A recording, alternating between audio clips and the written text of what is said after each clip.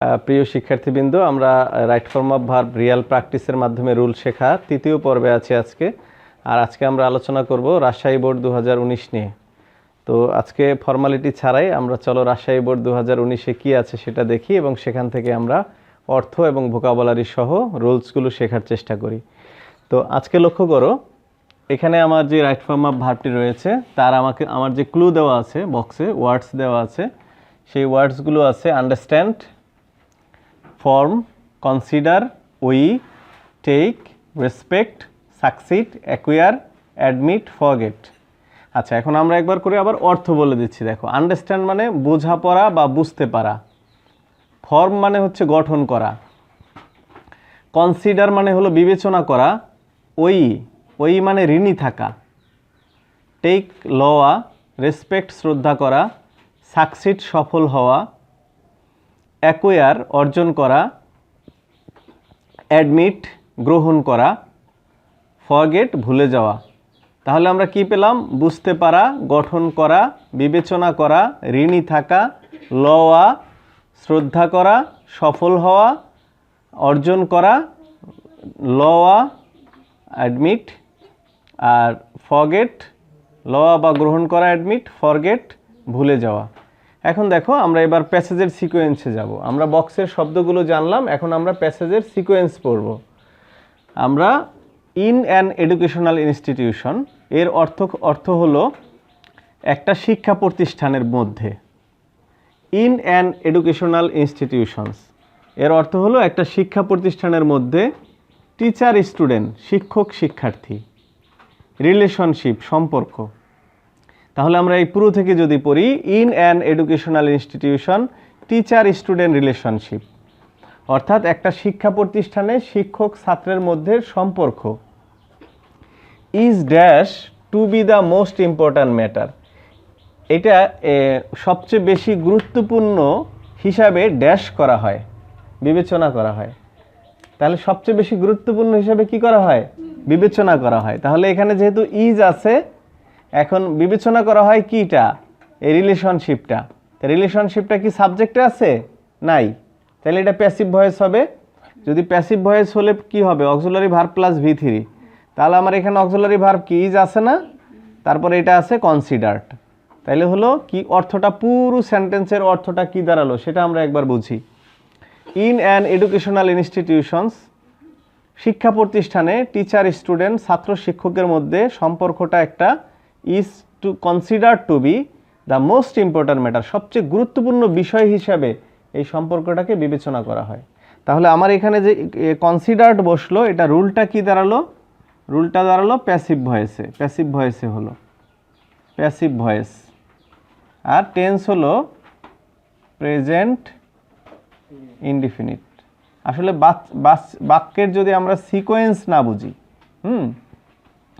চলমানতা বারবার একই কথা বুঝি, তাহলে আমরা এই রাইট ফর্ম অফ ভার্ব করতে পারবো না।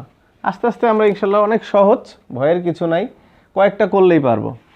দেখো, তাহলে আমরা প্রথম লাইন বুঝলাম যে আমাদের গল্পটা এভাবে শুরু হলো যে একটা প্রতিষ্ঠানে শিক্ষক এবং ছাত্রের ভেতরে সম্পর্কটা একটা গুরুত্বপূর্ণ ব্যাপার। এই লাইন লেখক এই কথাটা বললো প্রথম, তাই না?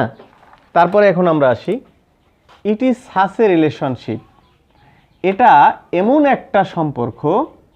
It is such a relationship, এটা এমন একটা সম্পর্ক। এটা মানে কেটা? ওই ছাত্র শিক্ষকের মধ্যে সম্পর্কের কথা বলছে, ওইটা ছাত্র শিক্ষকের সম্পর্কটা এমন একটা সম্পর্ক। That is dash on the basis of the mutual dash, যেটা ড্যাশ হয় একটা পারস্পরিক ড্যাশের মাধ্যমে। তাহলে যেটা গঠন হয়, তাহলে গঠন হয় ইংরেজি ফর্ম, আর প্যাসিভ ভয়েসের কারণে কি হলো? ফর্মড। তাহলে এটাও ওই একই নিয়ম, passive voice present indefinite tense.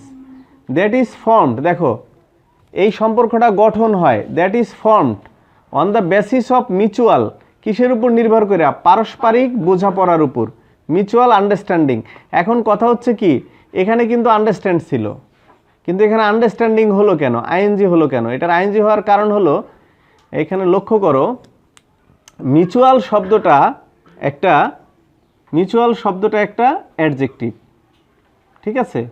তো অ্যাডজেক্টিভের পরের শব্দটা নাউন হয়ে যায়। তাহলে এখন আমার তো নাউন নাই, খুব ইম্পর্ট্যান্ট একটা রুলস আসলো কিন্তু এখানে। যে এখানে আমরা জানি অ্যাডজেক্টিভের পরের শব্দটা নাউন হয়ে যায়। তাহলে এখন আমি নাউন কিভাবে করব? আমার তো এখানে বাক্যের সিকোয়েন্স বলছে যে আন্ডারস্ট্যান্ড, না? আন্ডারস্ট্যান্ডিং মানে হলো বোঝাপড়া, মিউচুয়াল আন্ডারস্ট্যান্ডিং মানে হলো পারস্পরিক বোঝাপড়া। একটু বোঝার চেষ্টা করি যে কি, on the basis of the mutual understanding it is such a relationship, এটা এরকম একটা সম্পর্ক, দ্যাট ইজ ফর্ম, যা গঠিত হয় on the basis of mutual understanding, পারস্পরিক বোঝাপড়ার উপর ভিত্তি করে।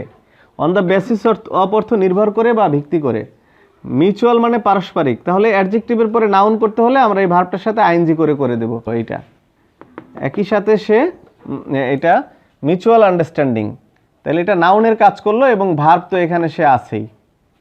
ক্লিয়ার? তাহলে অর্থ কি দাঁড়ালো? It is such a relationship, এটা এরকম একটা সম্পর্ক, দ্যাট ইজ ফর্মড, যা গঠিত হয় on the basis of the mutual understanding, পরস্পর বোঝাপড়ার মাধ্যমে গঠিত হয়। টিচার স্টুডেন্টের সম্পর্কটা গঠিত হয় পরস্পর কিসের মাধ্যমে? বোঝাপড়ার মাধ্যমে। পরস্পর মানে একে অন্যের।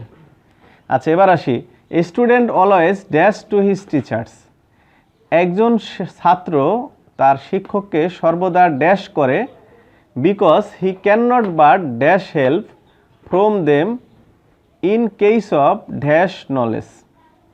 এখন দেখো, একজন ছাত্র তার শিক্ষকের কাছে, টু হিজ টিচার, সর্বদা কি ঋণী না? তাহলে ঋণী ইংরেজি কি আছে আমার এখানে? ওই। আর এ, তাহলে এ স্টুডেন্ট অলওয়েজ, এটা থার্ড পারসন সিঙ্গুলার না, এই জন্য ভার্বের সাথে এস বাই এস হয়েছে। তাহলে কি হয়েছে?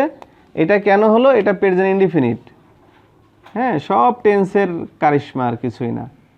প্রেজেন্ট ইনডিফিনিট আর ভার্বের সাথে হয়েছে এস বাই এস। এই নিয়ম আমরা পেছনের দুইটায় বলেছি।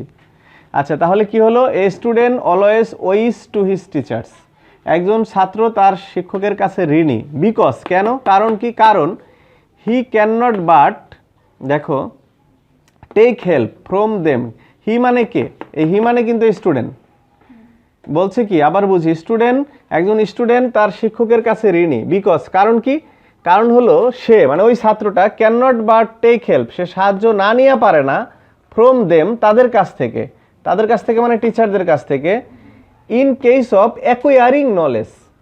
অ্যাকুয়ারিং, তাহলে এখানে ক্যান নট বাটের পরে ভি অন হয়, আমরা এটা বুঝবো। ক্যান মানে ক্যানের পরে একটা মোডাল, ক্যানের পরে বা মোডালের, এটা মোডালের এই নিয়মটা রয়ে গেছে। হ্যাঁ, মোডালের পরে বি ওয়ান।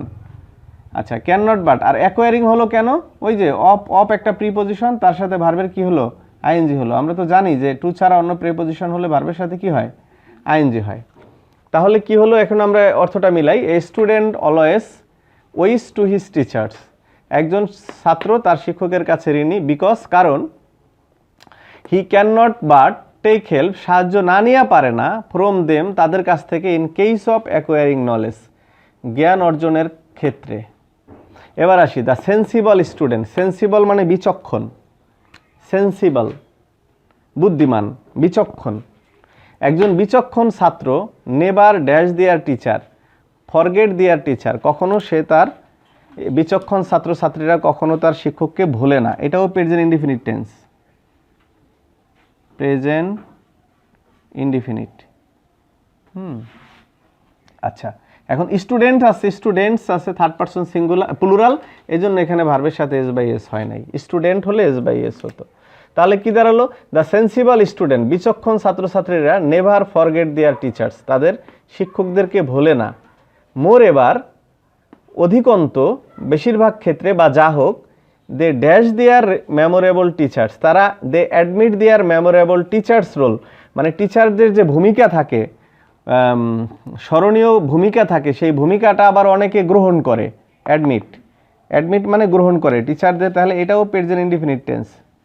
অনেকে, মরিবার, তাদের মধ্যে তারা কি করে? দে মেমোরেবল টিচার্স রোল, কোনো স্মৃতিময় শিক্ষকের যে রোল, ভূমিকা থাকে, সেটা তারা গ্রহণ করে। হুইচ হেল্পস দেম, যেটা তাদেরকে সাহায্য করে, সাকসিড ইন লাইফ। এই যে হেল্পস একটা পজিটিভ ভার্ব, তারপরে ভার্বের ওয়ান হবে, যা তাদেরকে সফল করায়।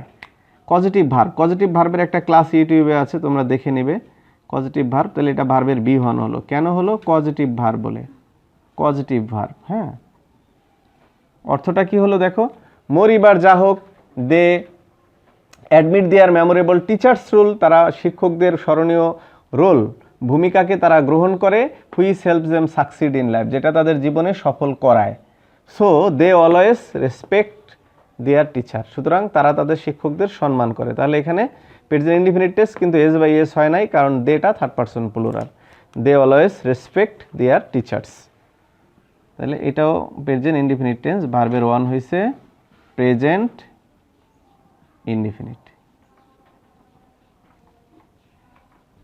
তাহলে ওকে, আমরা আজকে এভাবে অর্থের মধ্য দিয়ে আমরা রাজশাহী বোর্ড 2019কে সম্পন্ন করলাম। ঠিক আছে, পরের ক্লাসের জন্য অপেক্ষা করি। Thank you very much.